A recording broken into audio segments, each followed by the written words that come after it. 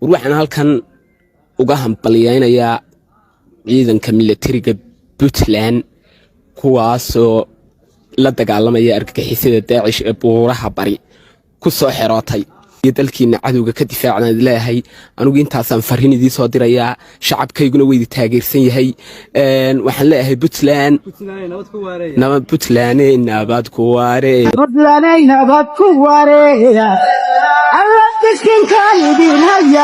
eedoy ma duqsiba uga dhacay caanayma siiyeene dhalinyaradii isaaq oo waxaan arkayaa futo weyn saan oola hor cararaya bakhdhe wallaan cadowgaagu cabaar ku ladayne cawaare ha ooyin heestii calanka Puntland ee uu qaaday cali Puntland ayay dul saarayaan calanka Puntland isku saaraya wallaan cadowgaagu cabaar ku bay dul qaadayaan dubadii dhalinyaro reer Puntland la qiirootay reer Soomaaliland waa gob ma nin saaxiibkay abwaan afdhashike aad baan uga naxay runtii inaan halkaas ka soo muuqdo ma rabin aad buu san bariirxday TikTok waan ka waariyay halkana fariin baan uga diraya wuxuu ka mid ahaa dadkii aan ka naxay ee dhagartaas la qiirooday ila arka wuxuu ku hadlay abwaan afdhashike waa kuwii sanad ka hor xabad isku sidateen gobtu waxa weeye isma qariso raabka reer Soomaaliland waxaan leeyahay dhammaantiin salaan sharaf baan idin saaraya mana dhici doonto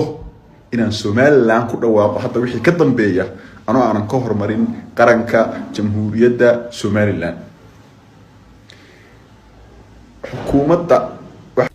ma ana min diya lay qarshaa laygu qali doono halkan anigu maxaan u fadhiyaa xaqiiqada dhabta inaan banaanka keeno haddaad xasuustaan hadalkii buurmadow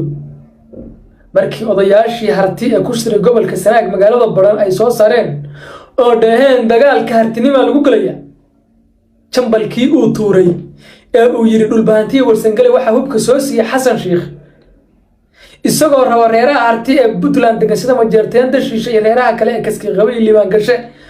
in aysan dagaalka soo galin Puntland dagaalka kuma jirto daniyo waxa dagaalka wada waa dhulbahanto lacag ka soo qaatay Xasan Sheekh iyo warsangale waxaad moodayseen hadalkii buurmadow inuu cid la dhacay halkan maxaa ka yiri buurmadow waa Cabdullaahi bin Saloolka qarnigan aynu ku jiro ana halkaas idin xaqiijinaya si ay arintaas u hirgasho oo hartiga jambalkii uu ku hadlayay uu kala dhigdhigo baraha bulshadu lacag saa ugu bixiyay buurmadow waa ganacsaday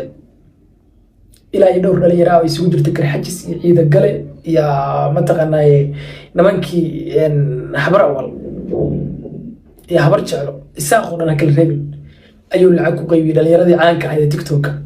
dagaalkaas Puntland ku jirta la taageero si aan jambal isugu dhufano warsangale iyo dhulbahante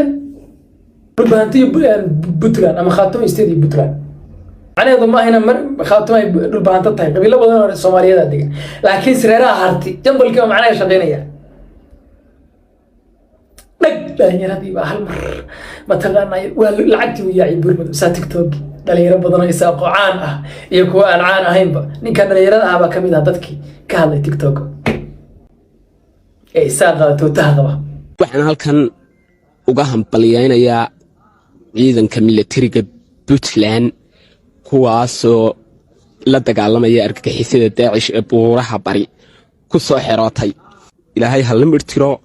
ilaahay ha idinku magarasa taageero arrinka dadkiina iyo dalkiina cadowga ka difaacnaa ilaahay anigu intaasaan fariin idin soo dirayaa shacabkayguna way taageersan yahay waxaan leeyahay Puntland nabad ku waare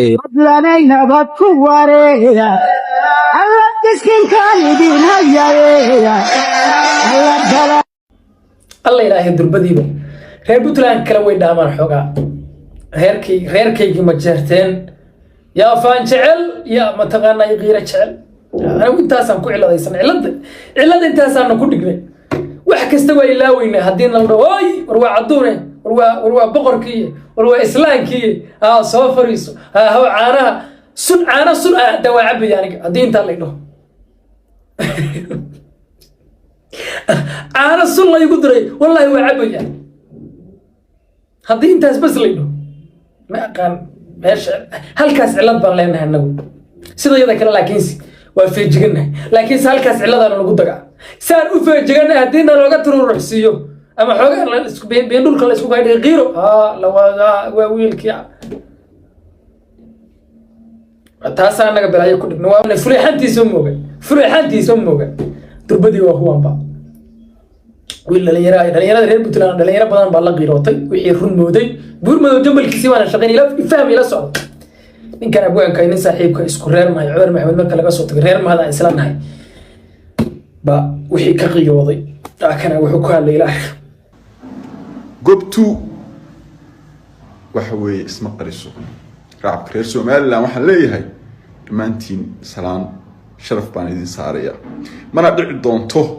inaan Soomaaliland ku dhawaaqo hadda wixii ka dambeeya anoo aanan ka hormarin qaranka jamhuuriyadda Soomaaliland xukuumadda waxa weeye waa ilaahay xamdiga sarta abwaane de maanta qof aan xasaanad lahayn oo siyaasi ahayn baa tahay hatta hadda maanta xasaanad yar oo xillibaanimo lahaan lahayn sidaan oo kale aad u bururi lahayd laakiin se ilaahay xamdigiisa de qof shacab oo iska hadlay oo dhalinyaro ah baa iska tahay laakiin aan ku hoga tusaaleeyo meel dheer ah wax ka fahansiyo waxaa tiri maanta kadib dadka reer Soomaaliland waa gabo Soomaaliland ugu yeeri mayo waxaan oran doonaa qaranka jamhuuriyadda Soomaaliland baan oranayaa waa marka aan TikTok ka weynayo kula walaalow adoo faraxsanna go'aan ha qaadan adoo xanaaqsanna go'aan ha qaadan adoo murugaysanna go'aan ha qaadan adoo qiraysanna go'aan ha qaadan miidiyaha wax ka socdana ilaa aad u dhungashido investigation ku samaysid oo baartid maahan ha ka hadlo ani kulaha haddaad qirtay maanta waxaad qirtay kow nimanka aad leedahay qaranka aad u aqoonsatay qaranka jamhuuriyadda weliba aad isugu daba dartay xuduudkooda waa ilaa yoocada dhanka sanaagna waa boosaaso dusheeda iga daabul bahantee waa maamul isasii qaatoma bay ka tirsan yihiin hadda muxuu dareemayaa wiilkii warsangeli ee dagaalka ku jira ee saraakiishiisii fuad xanaan ugu weynaana ku dhaawacmay allaha u naxariistay mukhtaar axmed faarax iyo walaalkiisna ay ku shahiideen laba walaal ah ragga badanna kaga dhaawacmeen markaad waxaan ka wata adoo xasaanad wata hadda maanta qof shacab iska hadlay wata haddaad xasaanad wadan lacag la mataleed aniga caaw oo intaas aad oran lahayd muxuu dareemi lahaa mukhtaar axmed faarax aabihiis iyo reerkiisu maxay dareemi lahaayeen markaad hadalkaas tiri adoo dee reerkii majeerteenna ka soo jeeda magacii Puntlandna maanta adu madaxweyne ka marka intaas dhahdid muxuu dareemi lahaa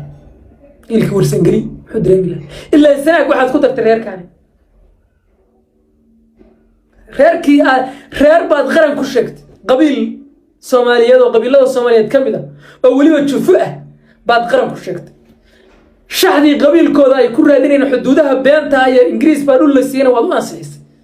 wiilasha warsangeli dhul baanta maxay dareemi lahayn dhul baanta iyo dhigo waa khaatume iyagu sugag baa ka soo reeyay kuwa Puntland hadda kula ah ee warsangeli maxay dareemayaan faham ha iska qaadan go'aan Muuse wisdaji hay hor cararin mar dambana waxaas kuma arki karo adoo waxyaalahaas ka hadlay ma ku arki karo wayna ka bariiqatay maanta la hawli wala quwwata illa billahi al-azim halkee soo istaagtay abwaane halkee isdhigtay halkee soo istaagtay mar dambe waxaas kuma arki karo mana ka maqli karo haddii ma taqaanay jambalkii buurmadow waa shaqeynay waa aniga idin sheegay markaan idin lahaa buurmadow waa fidna waa kaasa reerahayga ma jeerteena walaalayaalow investigation annaga idin ah annaga nagu daba fayla go'aamadan aad iska qaadanaysaan joojiya go'aamadan la iska hororday joojiya waxaan ugu sii darayaa abwaanka xaqiiqadu banaanka ay taallaa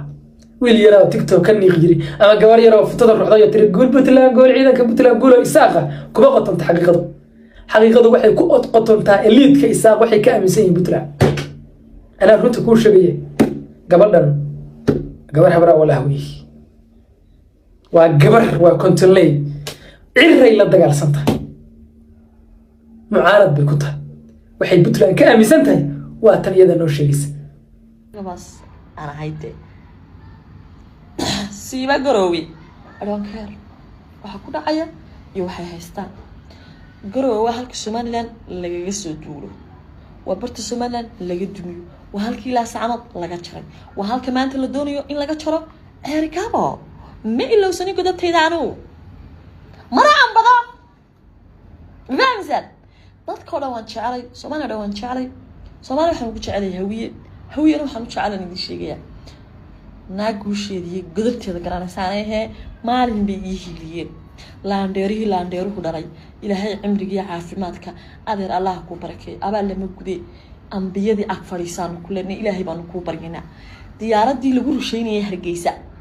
ayuu ka dajiyay Djibouti markaas asla ajrigeed waxaan la diir ahay hawiye maxay iyada oo cirro ku xumaynayso ay u taageer weyday Puntland cirro iyo iyada wax ka dhaxay waa gaar laakiin si qadiyada qabiilkeeda way aaminsan tahay xuduudaha beenta ah ilaa cagaa khiyaaliga la sameystay ay aaminsan tahay adigu qadiyadaadii ma waxaad ku bedelatay la meesha aragtiya isayee ma isaaq iyo daarood ba isnacib ma isaaq iyo harti ba isnacib maya ana taas ku qiraya isaaq iyo harti isnacib jiro aragtiyaanu isku haynaysaa adigu aragtidaadii ma wiil yar oo fiidiyo soo dooyo aad ku bedelatay gabadhii kontalayda isaaqna wataas ay anagoo ku waan weynaa waankayga adahay maxaad ku bedelatay tii isaaqi cirro iyadu isay cifaadun ka dhacay sidaan ay u hadlaysaa adigu maxaad ku bedelatay mid kale aan kugu sii daray waa liidkan ku dhex jira maamulka meesha ka jira annaga qabiil isaaqa ma necbi maamulka meesha ka jira taliyihiisa sirdoonka bilka orbaan si cad buindhaha wuxuu kaga geliyay in ajaanibta hadda buuraheena ku dagaalamaysa ee waqooyiga Afrika ka timid iyo galbeedka Afrika isagu halkaas u gudbiyay dad dalxiisayaal noo yimaada dekadaas barbaray doonyo ka raacaan buuraha galgalaya meelaan aqoon bay aadaan bay u tariibinaa wili annaguna ishaanu ka egnaa isla maalintaas madaxweynaha Puntland Cabdulla Ali Gaas oo madaxdii Puntland soo martay baa ku cadeeyay in dhaawacyada shabaab 2012 lagula dagaalamay buurleyda Calmadow iyo Calmiska in cisbitaalka manha lagu diibay maxaabiistii la qabtay dagaalka lagu qabtay Daacish baa cadeynaysa in cisbitaalka ku yaala Erigabo lagu diibay buuraha dhanka Erigabo ay ka soo galaan waxa soo dhan ma ilowtay markaan ku leeyahay go'aan ha iska qaadan arag hadalka leedahay yuusan intu waxaad mas'uul ka tahay hadalka intuu afkaaga ka soo bixin baad mas'uul ka tahay hadduu markaa soo baxo nabad xaqiiqada kuwa aan dagaalka kula jirno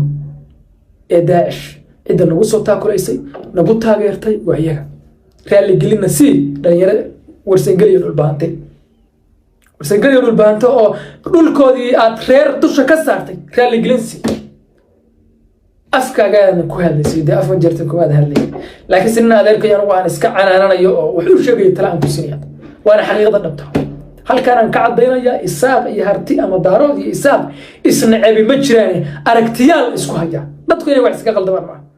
wiilka isaaq hadduu nabad ka helayo oo gurigiisa joogayo walaalow dhib uma geysanayo maxaa buuqa keenay laakiin si inta uu ku mashquulsan yahay anta afsaarsa taago iyo ilxawiiqsan uu taago xaduudihii qaran baanu nahay laan ingiriis baa kama dhulka isiiyay intuu leeyahay wariga xabada afkiisa igu jiraysaa qalintu miirsada si baan isku imaanana idinkana hay horordimina ninka baa keen adeerka intaas leeyahay buurmadowna markaan idan lahaa waa kansar oo waa munaafiq ugu weyn sanadkan Cabdullaahi ibn Salaalka qarnigan markaan idan lahaa waa dila yaabis wataas buurmadow xataa TikTok ku isticmaalaa